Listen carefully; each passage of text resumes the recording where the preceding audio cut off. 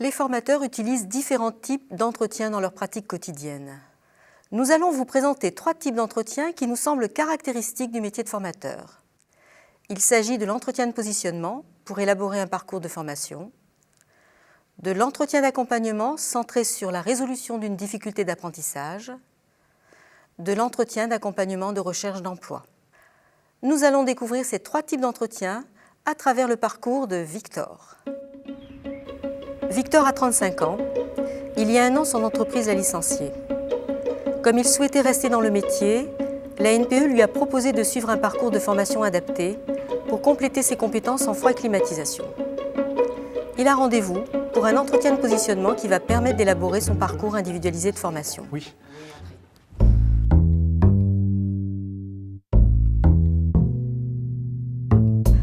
On utilise l'entretien de positionnement pour construire des parcours de formation à la carte.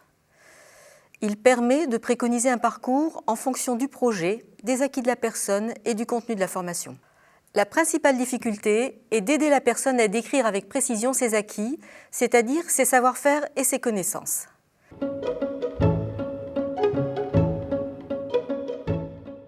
Vous savez pourquoi on vous a demandé de venir aujourd'hui ? Oui, c'était pour faire le bilan de mes compétences, non enfin. Oui, en quelque sorte, hein, c'est ça. Donc on va se voir pendant à peu près 2 heures, oui. Hein, avec 3 temps. Le premier temps, ça va être un entretien pendant lequel on va discuter de votre expérience professionnelle, hein, donc à peu près pendant 1 heure. Hein, vous allez m'expliquer ce que vous faisiez dans votre emploi, puisque vous avez été dépanneur en électroménager pendant 10 ans. Oui. Hein, c'est une expérience conséquente. Donc, je vais vous écouter, vous questionner, et puis je vais prendre quelques notes, hein, si ça ne vous dérange pas, sûr, de manière à voir ce que vous maîtrisez ou pas. Et puis, à partir de là, à partir de ce que vous m'aurez dit que vous maîtrisez, on va faire une mise en situation.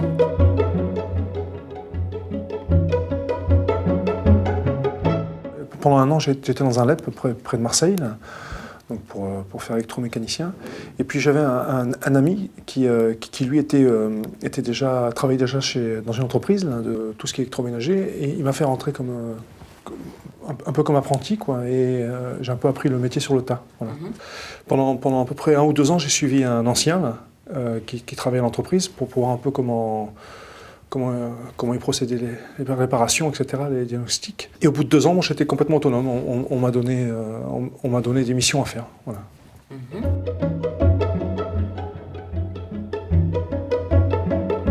Si j'ai bien compris, vous arriviez chez le client et vous le questionniez de manière à établir le diagnostic qui allait vous permettre de détecter la panne et ensuite de réparer. Oui, tout à fait. C'est bien ça. Donc ensuite, vous passiez à la réparation. Oui. Sur quel type de panne est-ce que vous êtes intervenu dans votre carrière ? Toutes sortes de pannes. Je dis les moteurs, tout ce qui est câble électrique. Par contre, en froid et climatisation, vous avez déjà des expériences Le fonctionnement exact du froid et climatisation, je le vois à peu près, mais je ne suis pas capable d'intervenir dessus. Vous maîtrisez la technique du diagnostic, vous savez comment procéder, et puis vous avez des compétences en électricité. Oui, c'est ça, oui. Hein. Donc ce que je vous propose, moi, c'est de rester sur une mise en situation, sur le diagnostic, pour évaluer votre degré de maîtrise, et puis sur l'électricité. D'accord, ok. Hein, d'accord ? Ça va. Donc on va faire la mise en situation, et puis après on se retrouve dans le bureau pour faire le point.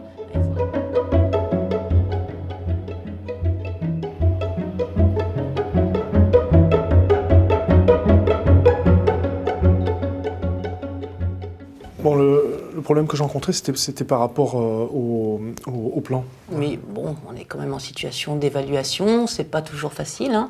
Et puis en ce qui concerne l'électricité, il n'y a aucun souci.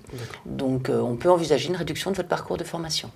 Ah, c'est bien ça. Donc, moi, ce que je vous propose, c'est pour la partie électricité, de faire l'économie d'1 mois sur les 3 mois de formation qui sont prévus pour les personnes qui n'ont pas votre expérience. Hein. Ok.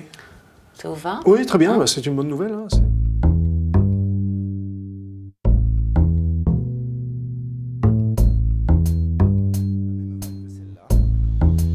Victor est en formation, il rencontre des difficultés d'apprentissage et le formateur le voit en entretien pour faire le point avec lui. L'entretien centré sur les difficultés d'apprentissage permet au formateur d'analyser avec le stagiaire la situation qui fait problème. Il s'agit d'en identifier les causes de façon à choisir une remédiation pertinente et efficace.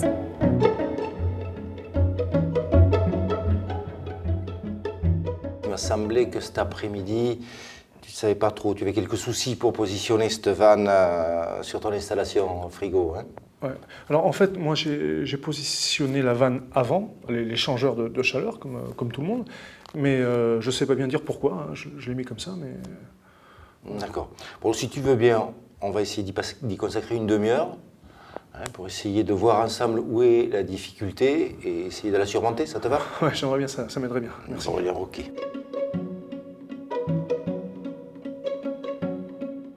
Donc, écoute, si tu veux bien, je te propose de me dessiner le schéma de principe de ton installation pour qu'on réfléchisse dessus. Ça te va? D'accord. C'est bien ça, les vannes. Je l'avais mis là, comme tout le monde, mais je suis pas sûr du tout.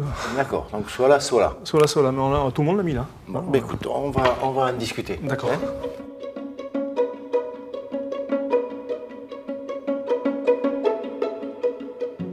Victor a des problèmes de représentation. Dès qu'on s'adresse à l'imagination un petit peu abstraite de ce qui se passe dans un circuit, dans les tuyaux, il ne peut pas le voir. Et là, il a d'énormes problèmes pour imaginer ce qui se passe.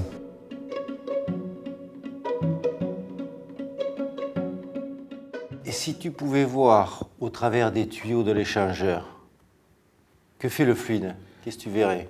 Comme il fait froid, le gaz se transforme en liquide, oui. et donc descend le long de l'échangeur de chaleur et tombe dans la bouteille. Exact.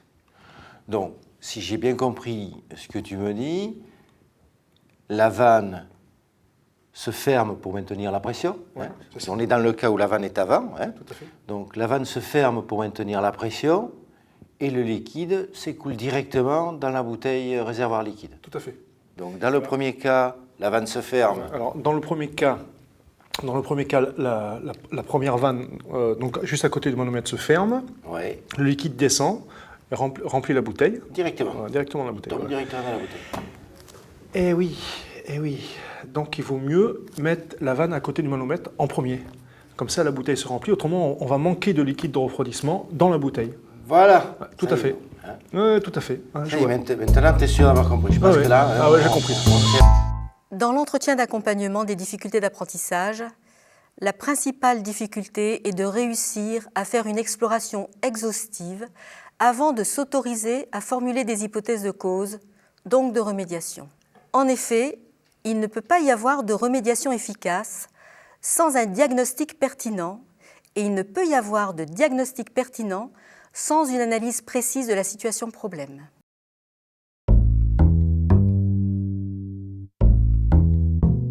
Ça va ? Bonjour, ça va et vous? Très bien, très bien. Dites-moi, j'ai rendez-vous dans votre bureau avec un...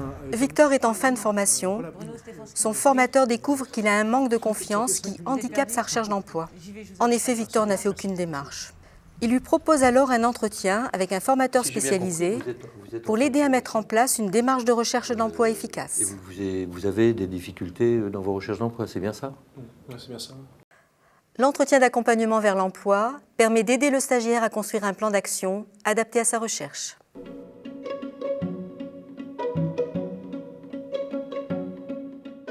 C'est difficile pour vous, les recherches d'emploi?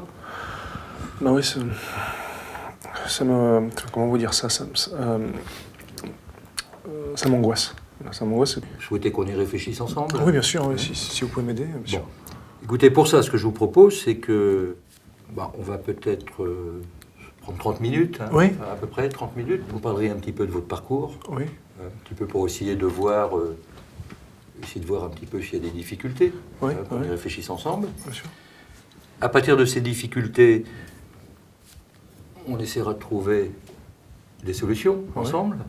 Et puis si ces solutions vous conviennent, eh bien, écoutez, on conviendra d'un plan d'action. D'accord.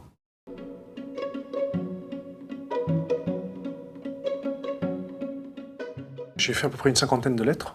J'ai envoyé à peu près une cinquantaine de lettres et j'ai eu deux entretiens Voilà, qui ne se sont pas bien passés du tout. C'est pas bien passé du tout.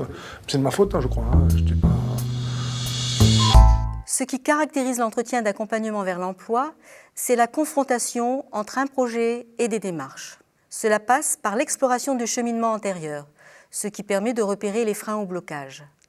Parallèlement, il s'agit d'identifier les leviers qui peuvent favoriser la démarche de recherche.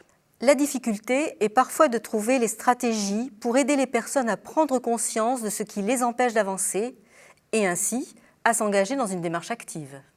Ma stratégie, ça a été pendant la phase exploratoire de mettre en valeur ses compétences. Si je résume, vous avez été licencié, ce qui vous a mis dans une situation très difficile. Vous avez tout de suite après effectué des recherches d'emploi qui n'ont pas abouti, vous êtes senti en difficulté. Vous avez tout de suite fait après une formation qui, elle, s'est très bien passée, la formation. Oui. Sur le plan pratique, comme sur la théorie, ça s'est... Vous avez des moments plus difficiles, mais ça s'est bien passé. Bien. Et là, vous vous retrouvez dans une situation qui vous remet en difficulté, comme vous l'étiez juste après votre licenciement. Est-ce que c'est bien ça? Oui, c'est vrai.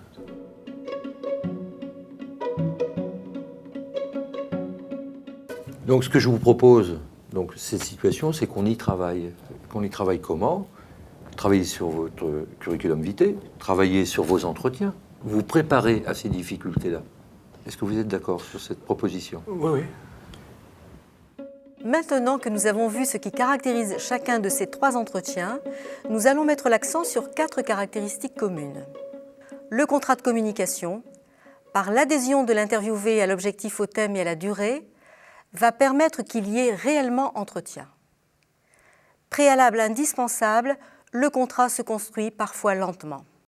Quel que soit le type d'entretien, la phase d'exploration est indispensable à la compréhension de la situation et à l'élaboration d'un diagnostic pertinent. Elle aide l'interviewé à formaliser sa pensée. Il faut concilier écoute, centration sur la personne, et avancer vers l'objectif de l'entretien, centration sur la problématique. L'intervieweur doit résister aux attitudes naturelles et spontanées de faire à la place de l'autre. Quant aux remédiations, il est préférable d'aider l'interviewé à les construire. Ok, Victor à la même. Merci, monsieur. Au revoir.